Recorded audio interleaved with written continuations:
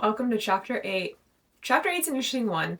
I think it's probably one of the most quoted or preached on or taught on chapters as a whole because there's so many great encounters and events of Jesus and people throughout the whole chapter. It's a real dense one. So we're going to kind of stay kind of in our highlight and our noteworthy things, but I'm sure we'll probably find ways to go deeper into some of them. But these are all great individual things that you can go super deep with. Let's jump right in. Verse 1 is noteworthy because we're going to reference it later. After this, Jesus traveled about from town to town and village to village, proclaiming the good news of the kingdom of God. Okay, keep that in mind. Talks about how the 12 were with him. It highlights some of the women that travel with him. Remember, we talked about there's the 12 apostles, but he had more disciples. We'll get into that in some later chapters. Highlights women by name. Key point, because I think it shows like Jesus was breaking some stereotypes of like women are equally as important to this mission as the males. So then another theme we're seeing is kind of everywhere Jesus goes, there's a crowd or a large crowd, and it talks about how there's a large crowd with Jesus. While a large crowd was gathering, people were coming to Jesus from town after town. He told this parable. This is the farmer and the seed.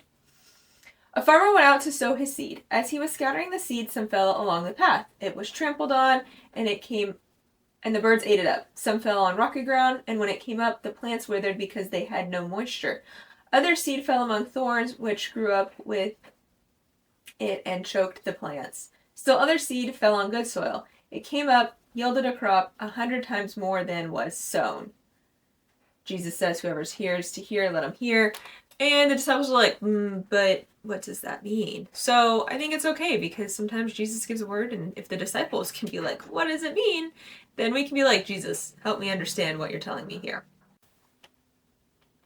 Sometimes it's okay to ask Jesus, help me out with what this means, because the disciples were with him all the time in person and still may have been slightly confused about what he said, but they also were confused about when he would tell them how he was going to die. And then, anyways, okay.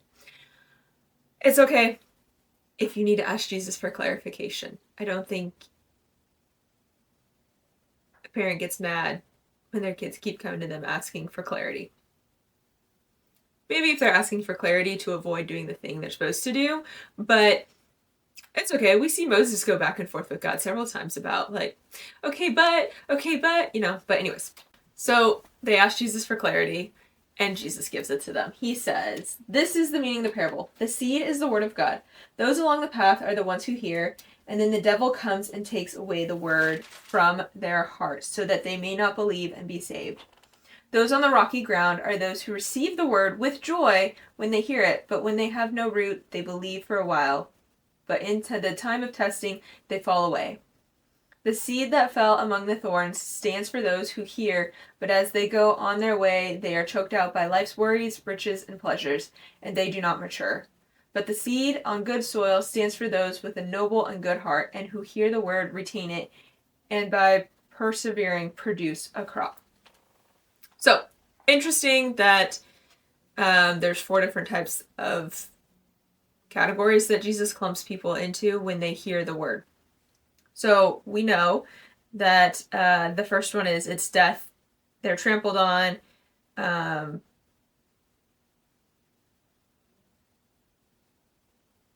enemy snatches them.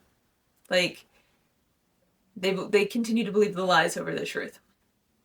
The rocky ground, they wither with no moisture. They didn't have roots. So, like, they had fun. They had, like, the spiritual high. But then when things got hard, it was like, actually, I'm out. The thorns grew up but got choked out. They lacked spiritual maturity and growth. Like, they grew, but then they stopped growing and just faded out. And then the last group is the group where it falls on good soil. They hear, they grow. And an interesting thing to me is I grew up in an agricultural based area, so farming is a huge part of our community. And there's a lot of farming in the Bible because it's very similar in agricultural.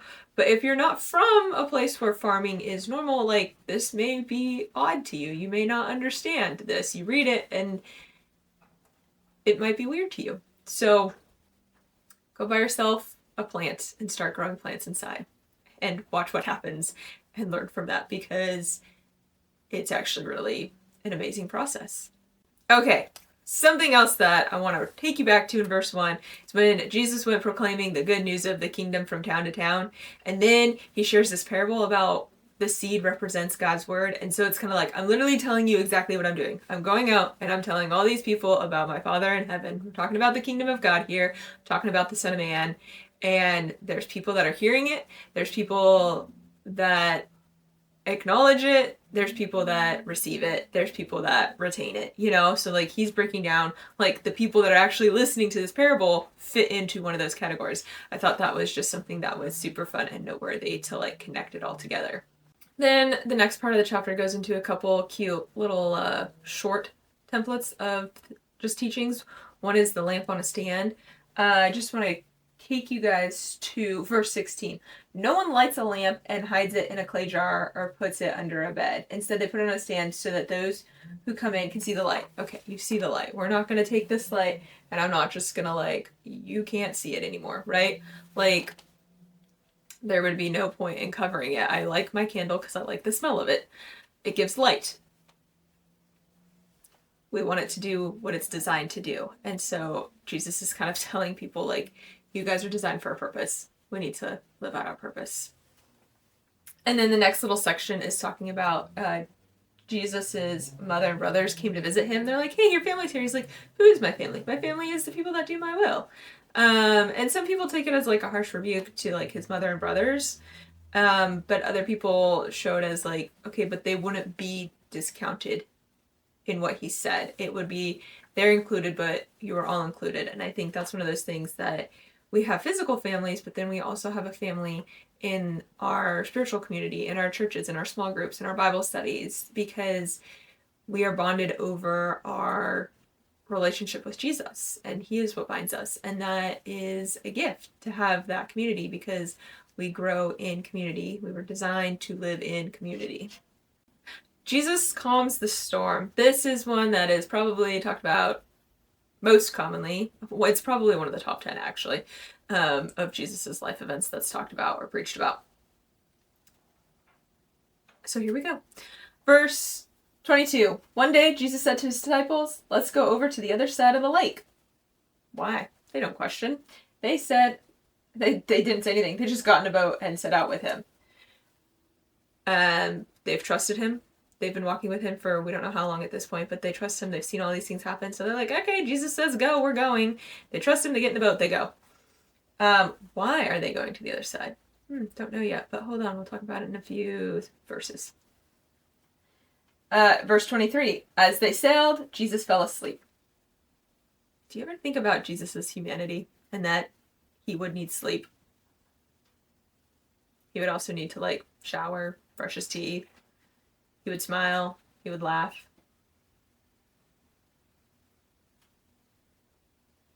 Then it says, a squall came down on the lake so that the boat was being swamped and they were in great danger. The disciples went and woke him up. Master, Master, we're going to drown.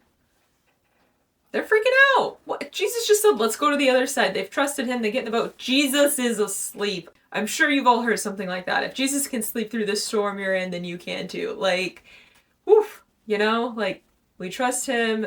We have things that come up, try to distract us, try to get us to be anxious and worry. And Jesus is like, I got this. I got this. I've got you. Like, hello. So, Jesus says to them some chilling words. After he calms the storm, he looks at them and he says, where is your faith? How many times do we just go through the day and it's like, we know Jesus has us, but like, I let the stupid little things get me all amped up, anxious, worried out, stressed out, and then all of a sudden, oh, it all worked out. Well, yeah, because Jesus had it the whole time. I just got in my own mind and stressed myself out because I let everything I saw distract me. Hold on to Jesus. If Jesus can sleep through the storm, you can too. And then the disciples say, in fear and amazement. Who is this? He commands even the winds and the water, and they obey him. I think it's interesting because we've seen it several times play out in the first part of Luke, where they say, who is this that even he can forgive sins? Right? Because they're questioning his authority. And that was like the crowds and the Pharisees. Wasn't the disciples, but the disciples who know that he can forgive sin, and they know that he has the ability to heal. They've walked with him through all this journey. They're now saying, who is this? He commands even the winds and the water, and they obey him. Like, so the Son of Man has authority over nature too. Like, I mean, I guess technically, like, healings of bodies would be a form of nature, but still, like, for them to be like, oh, Jesus has control over here too. What areas of your life do you need to realize that Jesus has control over here too? Alrighty, so the waves stop, the squall's over, Jesus is awake from his nap, and they have now reached the other side. So, they're in the region of Gerasenes, which is a lake across from Galilee, it says in verse 26. When Jesus stepped ashore. Okay, so like, they like park the boat. Maybe they dock the boat. I'm not a boat person. I don't know how you do that. So, they park the boat, and Jesus gets out, and it says, when Jesus is on shore, he was met by a demon-possessed man from the town. So now, this guy has been possessed by a demon, driven out of his home. He's living in the caves. They make a note that he hasn't worn clothes for a long time. Cuts himself, bound by chains, things like that. And so Jesus goes up, and it says, when he saw Jesus, he cried out and fell at his feet, shouting at the top of his voice, "What do you want with me, Jesus, Son of the Most High God? I beg you, don't torture me." What do you want with me, Jesus, Son of the Most High God? I beg you, do not torture me. Again, this is another time in the book of Luke where we're seeing the evil spirits encounter Jesus, and they know his authority. Like, they recognize, like, Jesus, A, Son of the Most High God, B, don't torture us. Like, they know what he has come to do. They know what his purpose is. They know his identity. And yet we have people that are walking alongside Jesus that are learning his identity and they trust him. Then we have the Pharisees that like don't even acknowledge his identity as the Son of the Most High God or the Son of Man. You know? It's just so interesting that the evil spirits recognize it, but they're all a part of the spiritual realm. And so I would say they're tapped into something that we're not, but I don't think that's the way it ought to be. I think we should be recognizing Jesus. The other part is when they see Jesus, what do you want with me? I don't know that we should mimic them, but like, do we ask Jesus, what do you want with me? Or do we just give him our laundry list of things that we need from him? Jesus goes on to ask, what is your name? It says Legion because there's many. There's not one demon in there. There's many demons in there. And like, how torturous for that person that is basically just a host body at this point.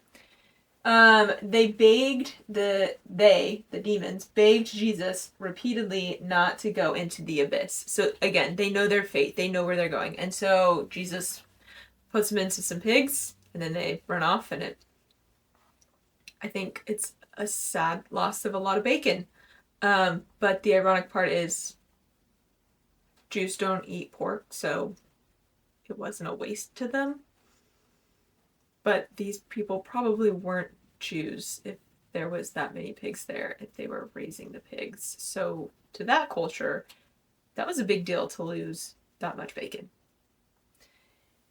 And then it talks about the people came out and they were afraid of Jesus. They come out, they see this man that they know who's been crazy and naked for a long time is now clothed and in his right mind.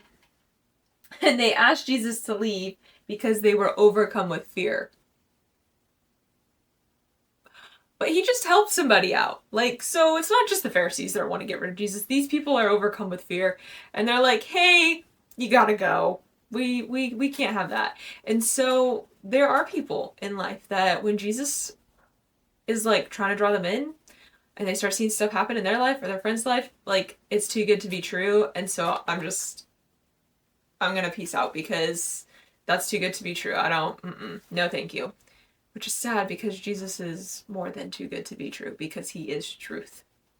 And then the last part on this section is the man begged Jesus to go with Jesus. He wants to go with Jesus and be with him. And Jesus says, no, you got to stay here. You're going to do more work here. And you go tell your own people about me, which is interesting because I don't think this is like a theology and we don't make this true for everybody, but like sometimes the place you came out of is the place you're going to have the most impact. Again, it's not true for every circumstance, but for some people it definitely is. Another little key part that I wanted to touch on from this that stood out to some of our friends is this man was driven to a solitary place. It makes a comment of that. And we've seen this theme of Jesus going to a solitary place. While Jesus visits the solitary place, comes back to community. This man lived in solitary place. So like these evil spirits drove him to isolation. And we were made for community. So it cut him off from his community, which continued to like probably damage his mental health as well as his physical, emotional, spiritual things, just because he had a lot going on there. But remember the power of community, and when you feel like you are reclusing, like reach out to a friend. The last section of chapter 8 is also one of the more famous passages where Jesus heals a bleeding woman and Jairus' daughter. So it starts off talking about Jairus' daughter was 12 years old, and it's just interesting that Luke is also the book where we read about Jesus when he was 12 and he was in the temple, and there's 12 disciples and there's 12 tribes and there's 12 this and that and anything. But we know that the daughter is 12 years old, and then the bleeding woman had had her issue for 12 years. And so the entire length of Jairus' daughter's life, this woman had been living in torment. And the fact that they both got healed the same day is just like kind of one of those sweet little connection pieces that just runs throughout the Bible, and like only God could write the story so masterfully. So, a couple things that stood out in this section. First of all, shout out to Brandon Lake because his song Tear Off the Roof, he has a line of, I didn't come here to just stand in the crowd. And I've never thought about it like that because obviously I grew up reading this story as like, that's what the woman did. She knew she needed help and she went and got help. Like she'd been trying to get help her whole life. She wasted all her money on doctors and things. Not wasted, but like lost all of her money because nobody could help her. So she's desperate, and so she's gonna go get to Jesus as best as she can. And if it's, I can't even touch him, at least I can just touch part of his clothing. But when I heard Brandon's like song about that, I was like, man, I don't know if I would be that person that, like, I think I would be the person that came just to stand in the crowd. Like, I would be okay just to see Jesus. You know, like, just to even see him walk by. Like, not even talk to him. He doesn't need to know, like, oh, look, there they go in their caravan. You know, like, that's who I am. And then it kind of challenged me of like, dang, okay. So my question to you is, where would you be in this event? Are you one of the ones walking with Jesus? Are you somebody in the crowd that's watching what's going on? Or are you the person that's like, I am desperate and I know this man has the answers and I'm going to get to him no matter what? All right, something else that stood out is this woman had been technically hiding for 12 years, you know, and she's unclean. She can't go out and do publicly things. And Jesus says, who touched me? Well, he's Jesus. I think we all kind of know he knows who it is. But like, why is he asking? He's asking her to like actually acknowledge herself in front of these people. So she's been hiding for 12 years. So her identity's been shot. She's not used to being in crowds or being around people or even being seen or noticed. And like Jesus is like reinstating her and calls her daughter. And that's a really big thing. And we know that Jesus is in the place of restoring people. We saw this just a little bit ago with the demon-possessed man. Like, that man got restored to his right identity. Jesus has been restoring them to their identities that had been lost from them. And so that's just a fun little nugget that we see kind of traced through this, is like Jesus restores. So she's sitting there telling her whole story, and Jairus' people come up to him and be like, hey, don't bother the guy, your daughter's dead. And Jesus is like, don't be afraid, just have faith. Like, he literally just told this woman, hey, your faith healed you. And Jairus watched her get healed and heard her whole story. And Jesus is like, don't be afraid, just have faith. And it's like, how do you have faith when something, you can't rationalize something in the natural? But he did have faith, and they went back to the house, and Jesus brought the daughter back to life. And so this is another account of the dead are being raised. I think is interesting because I feel like Luke has more accounts of Jesus raising people from the dead than the other accounts. And I just kind of have to wonder why. What is he setting up there? So when they get back to the house, Jesus tells the people she's not dead, she's sleeping. And it says the people laughed at Jesus because they knew she was dead. Have you ever laughed at Jesus because your physical rationale doesn't line up with what he does and he's capable of? Alright, those are just a few key points at 8. So much more we could totally dive into, but it's a fun one. It's great. Hope you enjoyed it.